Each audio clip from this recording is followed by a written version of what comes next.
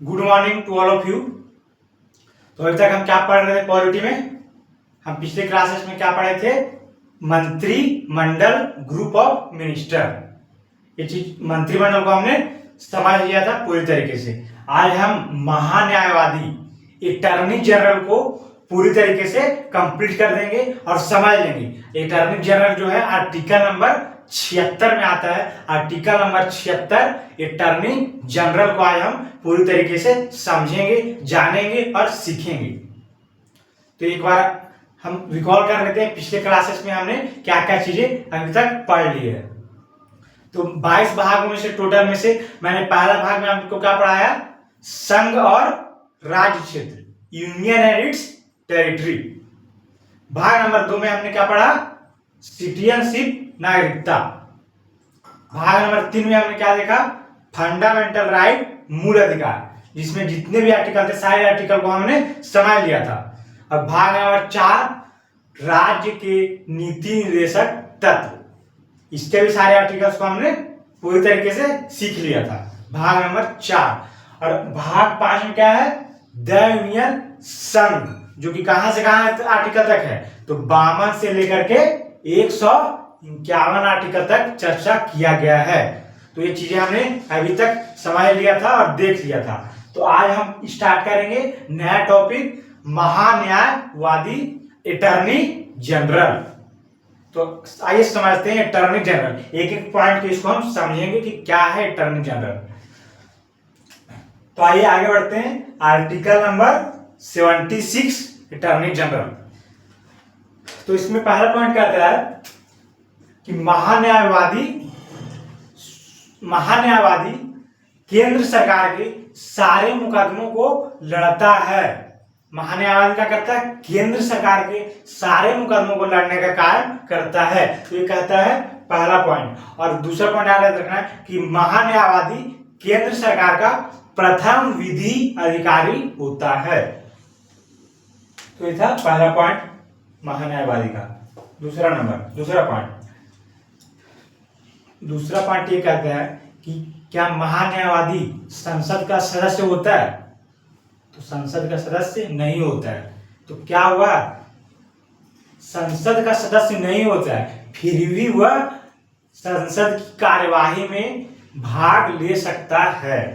किंतु क्या ये मतदान कर पाएंगे संसद में जाके अटॉर्नी जनरल? तो इसका जवाब है नहीं। ये संसद में मतदान नहीं कर सकते हैं। जब मतदान होता है तब तो बाहर होते हैं, वो मतदान नहीं कर सकते हैं, केवल कार्यवाही में भाग लेते हैं। ये था दूसरा पॉइंट महान्यायवादी का। आगे बढ़ते हैं तीसरा पॉइंट।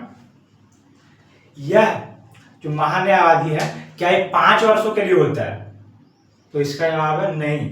यह पूर्णकालिक नहीं होता है, यह 5 वर्षों के लिए नहीं होता है, यह राष्ट्रपति की इच्छा अनुसार प्रधानमंत्री की सलाह पर इसको कभी भी हटाया जा सकता है इसके पद से। तो ये 5 वर्षों के लिए नहीं होता है। ये था नेक्स्ट पॉइंट। आगे देखते हैं।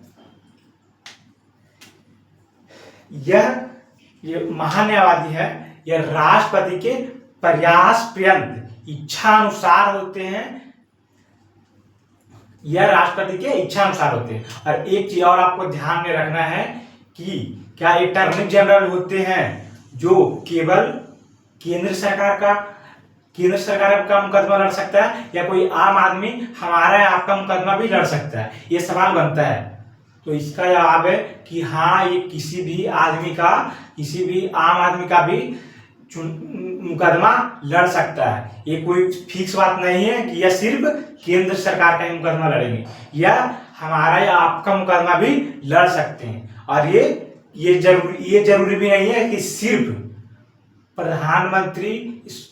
सिर्फ सुप्रीम कोर्ट में ही मुकदमा लड़ सकते हैं, या डिस्ट्रिक्ट कोर्ट या हाई कोर्ट में भी मुकदमा लड़ सकता है। उम्मीद कर रहा हूं आप समझ पा रहे होंगे। तो आगे की चीजों को हम देखते हैं। क्या आगे इनका वेतन के बारे में देखते हैं कि महान्यायवादी का वेतन। तो क्या इनको वेतन जो है महान्यायवादी अटॉर्नी जनरल को वेतन क्या संचित निधि से दिया जाता है या प्रधानमंत्री कोष से दिया जाता है? तो इसका आंसर है प्रधानमंत्री कोष से दिया जाता है। अटॉर्नी जनरल महान्यायवादी का वेतन कहाँ से दिया जाता है? तो प्रधानमंत्री कोष से दिया जाता है। ये चीज आपको ध्यान में रखना है। आगे बढ़ते हैं।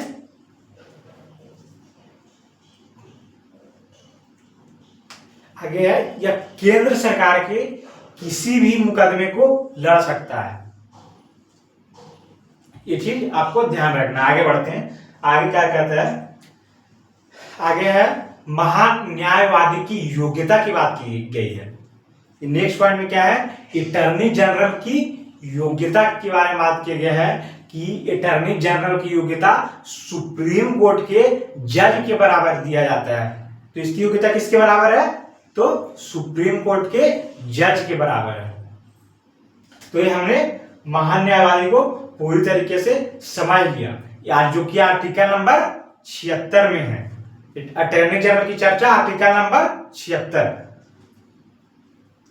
आगे बढ़ते हैं। आर्टिकल नंबर 77, आर्टिकल नंबर 77 क्या कहता है देखते हैं। तो आर्टिकल नंबर 77 कहता है कि भारत सरकार का सारे कार्य जो है वो राष्ट्रपति के नाम से किया जाता है। भारत सरकार के सारे कार्य राष्ट्रपति के नाम से किया जाता है। और एक केंद्र सरकार के कार्यों की संचालन की चर्चा किया गया है। आर्टिकल नंबर 77 में केंद्र सरकार की कार्यों को संचालन की चर्चा किया गया है, जो कि कौन संचालन करता है? तो मंत्रालय, जितने भी मंत्रालय हैं वो केंद्र सरकार के कार्यों का संचालन करते हैं, जिसके ऊपर राष्ट्रपति कानून बना सकते हैं। तो ये था आर्टिकल नंबर 77। कैसे याद रखना है कि केंद्र सरकार के कार्यों को राष्ट्रपति के नाम से किया जाता है। ये था आर्टिकल नंबर 77। तो उम्मीद है कि आप आर्टिकल 76, 77 पूरी तरीके से समझ गए होंगे और आप इसको नोट्स बना लेंगे और इसको पूरी तरीके से याद कर लेंगे। जितने बार हो सकता है आप रिवीजन करके इसको याद कीजिए। और आगे की चीजों को हम नेक्स्ट वीडियो में पूरी तरीके से समझेंगे, आगे के आर्टिकल्स को आगे बढ़ेंगे। तो मिलते हैं नेक्स्ट वीडियो में। आज के लिए इतना ही। धन्यवाद।